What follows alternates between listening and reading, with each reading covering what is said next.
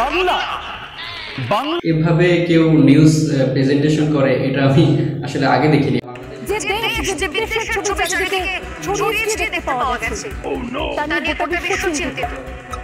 সেই চ্যানেলটিতে যেভাবে সংবাদগুলো প্রচার করে আসলে মনে হচ্ছে যে ওনার পাশায় কেউ বিছুটি পাতা ঘষে দিয়েছে। আসসালামু আলাইকুম এবং নমস্কার। যে যেখান থেকে আমাকে শুনছেন সবাইকে জানাচ্ছি শুভেচ্ছা।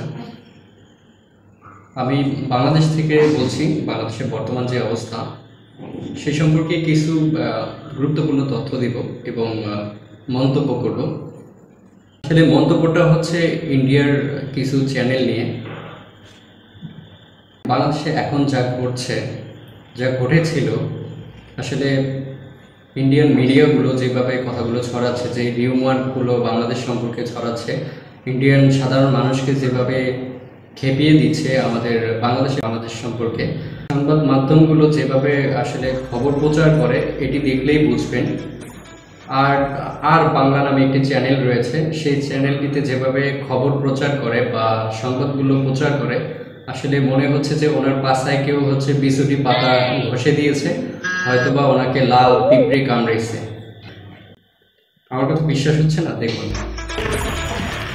বাংলা বাংলা হবে আফগান আর আমরা হব তালিবান। তা আমি বলছি না। ময়ূক রঞ্জন ঘোষ জবাব চায় বাংলাতে চলে এসেছে।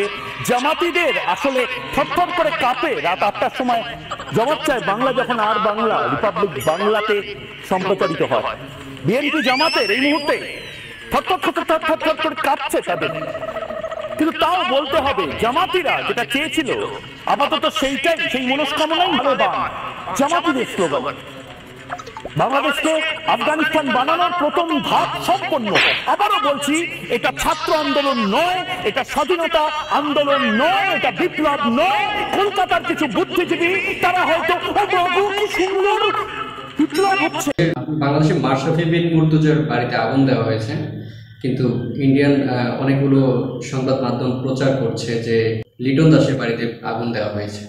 এখানে জাতিগত বৈষম্যতা সৃষ্টি করা হচ্ছে, শাস্তি দেওয়া হচ্ছে, কিন্তু যেভাবে প্রচার করা হচ্ছে যে হিন্দুদেরকে মেরে ফেলছে, হিন্দুদের বাড়িঘর জ্বালিয়ে দিচ্ছে, মন্দিরগুলো ভেঙে ফেলছে, আসলে সম্পূর্ণ ভুয়া তথ্য।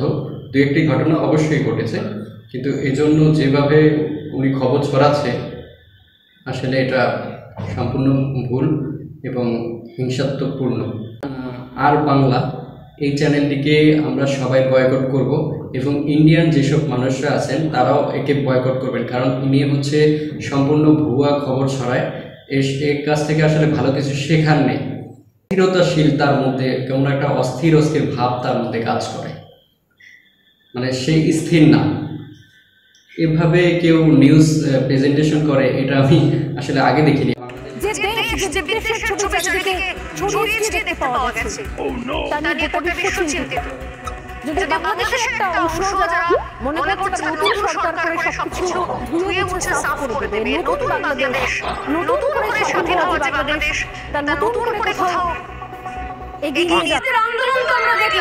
আন্দোলনকে সমর্থন করেছিলাম। তোমাদের আন্দোলনের দামি দামি ভিডিও ফুটেজ তোমরা সোশ্যাল মিডিয়ায় আপলোড করেছো। ড্রোন নিয়ে এসে লম্বা সমস্ত ভিডিও, যেটা সম্ভব হয় তোমাদের ড্রোন ক্যামেরাটা সঙ্গে নিয়েছো। ড্রোন ক্যামেরা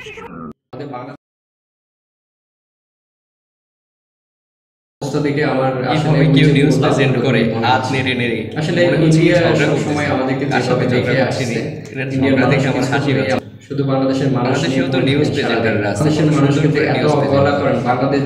বাংলাদেশের কতগুলো জায়গার মধ্যে দিয়ে আপনাদের বিভিন্ন প্রদেশে যেতে হয়, সেটা কি আপনাদের মাথায় আছে? আমরা যদি চীনকে আমাদের বাংলাদেশে ঘাঁটি দিয়ে দেই তাহলে কেমন হবে? এত বড় বড় কথা বলবেন না। আমরা স্বাধীনতা যুদ্ধে যতগুলো মানুষের প্রাণ না হারাইছি আপনারা জানেন যে ইন্ডিয়ার বর্ডারে তার থেকে বেশি মানুষ ইন্ডিয়ার বিএসএফ মারছে বাংলাদেশের মানুষদের। কিন্তু